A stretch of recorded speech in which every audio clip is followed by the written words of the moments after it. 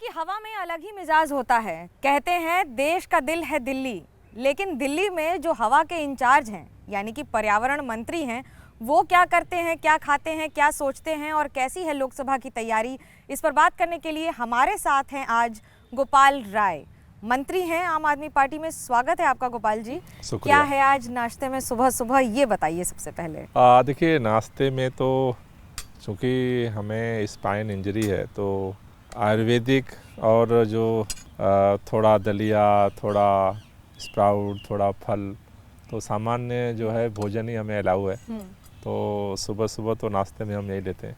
जब आप इसकी बात करते हैं इस समय वर्तमान में, हमने देखा है कि कांग्रेस को आप बहलियाँ खरी खोटी सुनाते रहेंगे, लोकसभा आएगा तो कांग्रेस का ही हाथ थाम के चल दिए। देखिए, अभी क्या है कि इस देश के अंदर ख़ास तौर से केंद्र में भारतीय जनता पार्टी की सरकार बनने के बाद पूरे देश का डायनेमिक्स बदला है।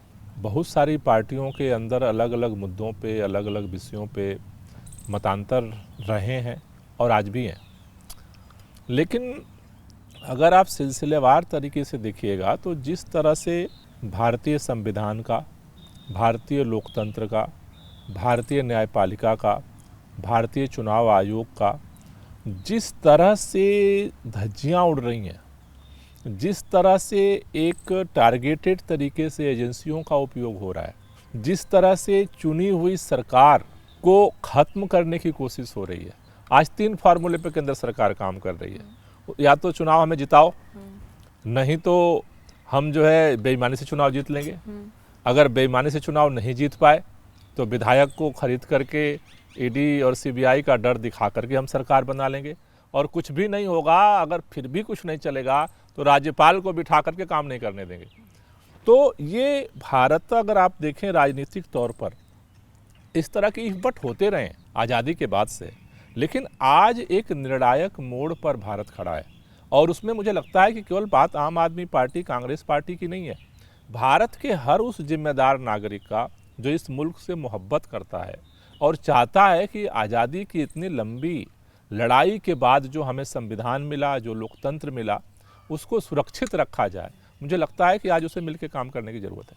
मुझे एक बात बताइए, आप दिल्ली में ईवीएम पे जीत हासिल करते हैं तो सही, हिमाचल में कांग्रेस जीतती है तो सही, कर्नाटक में कांग्रेस जीतती है तो सही, तो फिर जब बीजेपी राजस्थान और मध्य प्रदेश जीत जाती है तो वही ईवीएम गलत क्यों हो जाती है? देखिए, ईवीएम से बात आगे चली गई। अब जो सवाल है ना, वो चंडीगढ़ तक पहुंच गया है।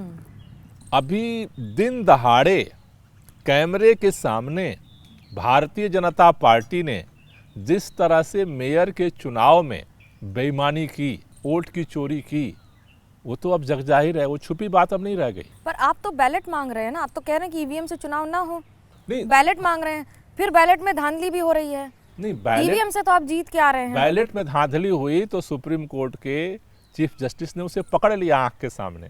ईवीएम की धांधली पकड़ी नहीं जाती है। ईवीएम में धांधली होती है? होती है। आप धांधली से जीते? नहीं, धांधली से जीतने का मतलब नहीं है, धांधली होती है।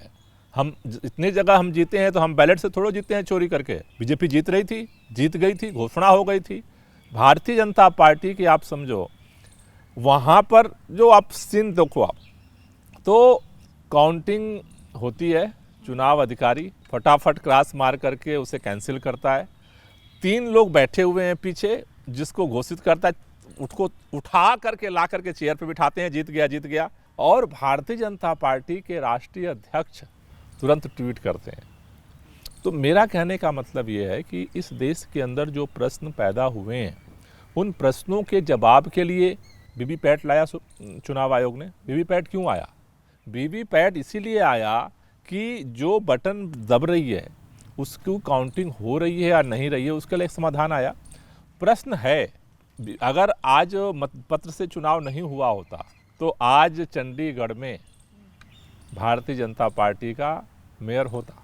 कोई रास्ता नहीं था। ऐसा नहीं है कि बैलेट पेपर से पहले चुनाव होते थे तो उस पर सवाल नहीं थे, बहुत सारे सवाल उस पर भी थे। लेकिन आज जो ईवीएम का सिस्टम है, मुझे लगता है कि उसे और जो सवाल है उनका समाधान निकालने की ज़रूरत है, बजाय कि आंख बंद करने की। बीजेपी के खिलाफ लड़ने के लिए जिस तरह से सारे दल एक साथ आए, उसके बाद धीरे धीरे दिल्ली पहुंचने तक लगता है अलग हो गए। सिर्फ आम आदमी पार्टी और समाजवादी पार्टी ही कांग्रेस का हाथ थाम के रही हैं। क्या कारण है इस मन परिवर्तन हो जाने का?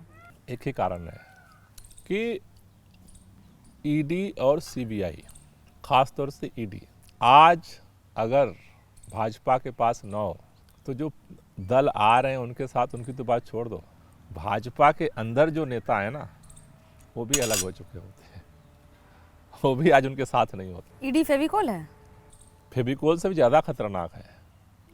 उसका एक ही जो खास तौर से जो पीएमएलए एक्ट है जिसमें उसके पास जो ये पावर दिया गया कि किसी को भी उठा सकता है, गिरफ्तार कर सकता है और तो अदालत में फिर निर्दोष कैसे नहीं? आपके मंत्री बार बार अरेस्ट हुए, बतौर मंत्री आप अपने कलीग्स को देखते हैं, तो अगर निर्दोष हैं तो साबित क्यों नहीं हो जाता है कोर्ट में? फिर क्या अदालत की प्रक्रिया पर भी भरोसा नहीं है? नहीं, क्या साबित हुआ है?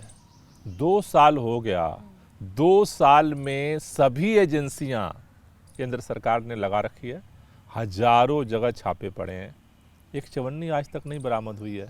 बेवजह बिना सबूत के केवल आपने मन गढ़ंत कहानी बना करके आपने बंद कर रखा है और सब पे दहशत क्रिएट किया जा रहा है।